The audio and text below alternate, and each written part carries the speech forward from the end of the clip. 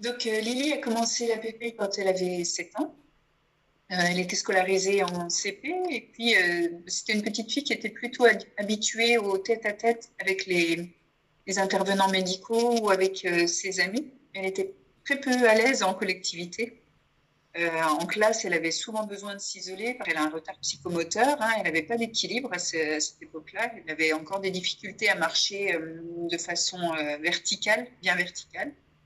Des difficultés de langage. Elle parlait avec une syntaxe très simplifiée. Généralement, c'était un mot qui correspondait à une phrase. Par exemple, fatigué, pour dire je suis fatiguée. Et encore, voilà, je prononce le mot correctement parce qu'il y avait quand même pas mal de sons qu'elle n'était pas capable de formuler. Et puis en motricité fine, un peu de motricité fine, puisque elle ne pouvait pas tenir un crayon correctement, elle avait du mal à écrire. Et puis, tous les petits jeux de motricité qu'on pouvait faire étaient assez difficiles.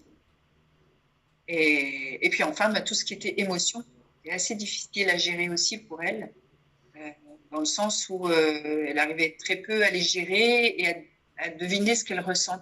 Elle ne verbalisait pas forcément ses émotions. Ok. Et, Euh, et du coup, au niveau de la communication, comment ça s'est passé pour elle? alors, au niveau de la communication, euh, elle était assez timide, donc elle était vraiment peu dans la communication avec les gens. Souvent, elle avait tendance à se renfermer. Elle baissait la tête et puis une fois sur deux, elle répondait pas. Il fallait beaucoup anticiper ce qu'elle pouvait vouloir demander et elle communiquait peu finalement avec les gens, si ce n'est avec moi, même en famille, avec mes parents par exemple, c'était difficile. Euh, donc voilà, elle communiquait peu. Oui. Et à l'école, comment ça se passe dans sa classe, avec son environnement, avec les copains? Alors, dans la classe, quand elle était en maternelle, ça allait très bien parce que, on va dire que c'était beaucoup de petits groupes. Ils étaient souvent séparés par des tables de trois ou quatre. Donc, c'était moins gênant, mais arrivé au CP, on s'est rendu compte que le grand groupe était très anxiogène pour elle.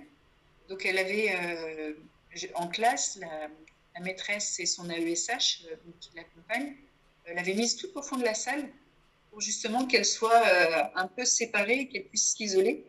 Parce que, alors elle était heureuse d'aller à l'école, de voir ses amis, mais par contre, communiquer avec les autres, c'était extrêmement difficile. Il y avait toujours besoin d'un médiateur qui allait lui faire comprendre ce que les autres voulaient lui dire, et puis qui allait expliquer aux autres ce qu'elle pouvait exprimer par ses réactions. Ouais. Ok. Et du coup, au niveau de la psychomotricité globale, tu peux nous en dire plus? Alors, au niveau de la psychomotricité globale, elle avait de grosses difficultés d'équilibre. Elle ne tenait pas, voilà, quand elle marchait, elle était très penchée en avant avec une difficulté voilà, à être en position verticale. Elle avait très peu d'anticipation des autres, enfin, de ce qui était autour d'elle. Par exemple, faire un parcours pouvait être assez compliqué, dans le sens où elle ne faisait pas forcément le lien entre son corps et les obstacles qui pouvaient être mis devant elle. Donc, elle avait tout ça à gérer et par exemple, elle voyait les autres enfants qui faisaient du vélo. Elle rêvait de faire du vélo, mais c'était impossible d'imaginer qu'elle puisse faire du vélo.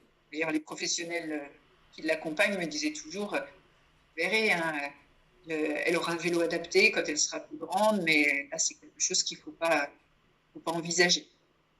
Et aujourd'hui, donc? Et bien aujourd'hui, je dirais même depuis la première session, les choses ont évolué sur tous les plans. Du point de vue psychomoteur, on va parler de ça parce que c'est tout récent. Après un an d'essai avec Lily, voilà, qui débarque, avec un an d'essai avec Lily, elle sait maintenant faire du vélo. Et puis, surtout, on le voit au niveau du langage. Elle peut faire des phrases. Elle arrive à structurer, à avoir une syntaxe. Ok, je vais au aéré. Et tu vas au centre aéré aussi. Oui. Bientôt, on y va. Et tu fais du théâtre, je crois. Oui, alors c'est vrai que sur tous les plans, il y a eu une énorme évolution. Et en plus, c'est ce qu'elle vient de citer là. Ces difficultés qui étaient avec les autres enfants et les difficultés à gérer le bruit, c'était aussi quelque chose qui était compliqué et qui était très handicapant au quotidien pour nous, c'est qu'elle ne supportait pas le bruit. Par exemple, le bruit des autres enfants, le bruit de la douche. Dès la première session APP, on est rentré chez nous, elle a pu prendre une douche. Elle a pu réaliser un de ses rêves qui était d'aller à la piscine, parce qu'on ne pouvait pas aller à la piscine, du fait du passage obligé par les douches. Donc elle gère le bruit. Elle va maintenant au centre aéré avec d'autres enfants et puis au cinéma. C'est super. Ce qui était inenvisageable à ce moment-là, parce que voilà, le bruit pour elle elle est très sensible au bruit, et le bruit pour elle c'était vraiment un obstacle qui était infranchissable. On a essayé par tous les biais, c'était pas possible. Donc le cinéma, le vélo qu'elle peut faire maintenant, alors qu'on nous avait dit, on ne va pas y penser. Le centre aéré. Ça me fait peur quand même.